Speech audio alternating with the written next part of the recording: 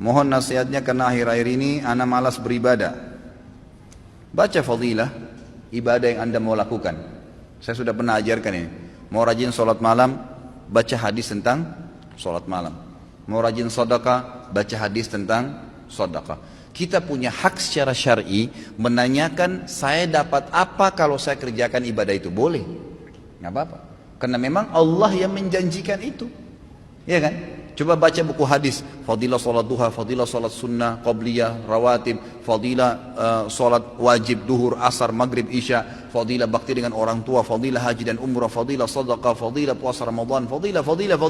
Apa itu fadilah? Janji positif Allah di ibadah yang akan kita lakukan. Kalau mau termotivasi, untuk apa kita mau ke satu tempat? Karena ada janji yang, ada sesuatu menjanjikan yang kita dapatkan di sana kan. Untuk apa kita kerja satu perusahaan? Karena ada janji gajinya lah, prestasi dan seterusnya.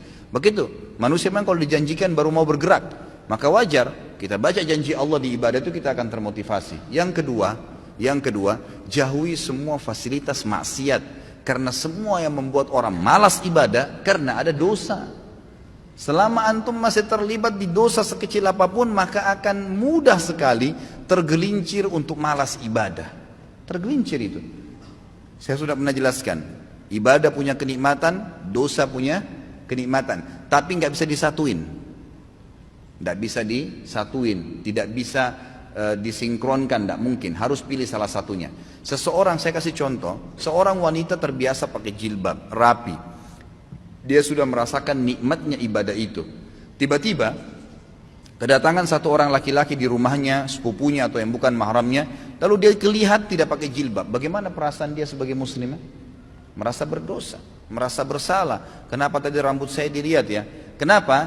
Karena ibadah menutup aurat sudah dia rasakan nikmatnya, dan membuka aurat yang maksiat hilang kenikmatannya, dibenci sama dia. Kalau kenikmatan ibadah ada, kenikmatan maksiat hilang. Kan? Terbiasa menutup aurat membuat orang jadi tidak mau buka aurat, gitu kan? Terbiasa sholat berjamaah di masjid membuat orang menyasa bersalah, atau terbiasa sholat aja deh. Ya, kira-kira kalau orang sudah rutin sholat 5 waktu, dia sudah tahu fadilahnya dan ancamannya kalau dia tinggalkan, apakah dia mau tinggalkan sholat berjamaah, sholat wajib?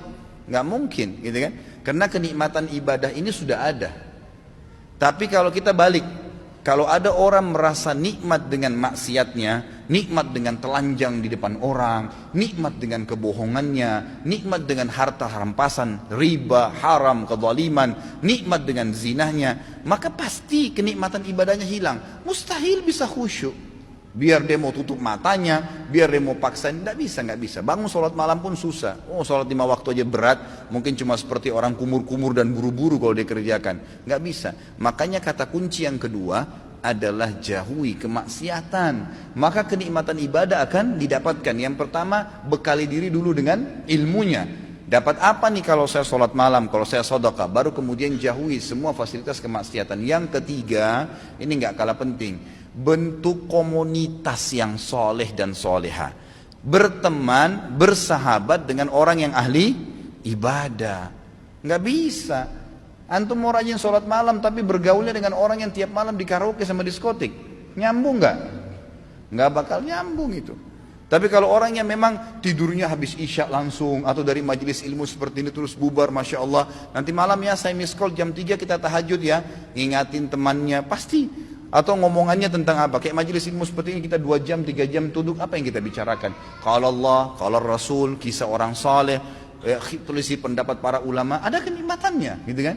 Ada ibadah yang kita rasakan, ada sesuatu yang kita dapatkan di situ.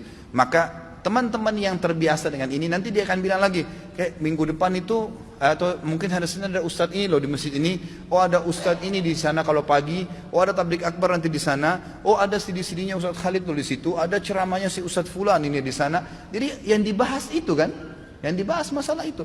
Jadi kita akan terus terbawa dengan pembicaraan yang positif. Makanya boleh mengenal siapapun, tapi bersahabat tidak boleh kecuali orang-orang yang soleh dan soleha. Memang begitu. Yang kalau kita buat salah diingatkan, kalau kita buat baik didukung, maka itu penting. Tinggalkan semua teman-teman yang bobrok itu. Boleh menasihati mereka, mendakwai mereka, mengingatkan, tapi bukan menjadi sahabat, bukan berbaur dengan mereka.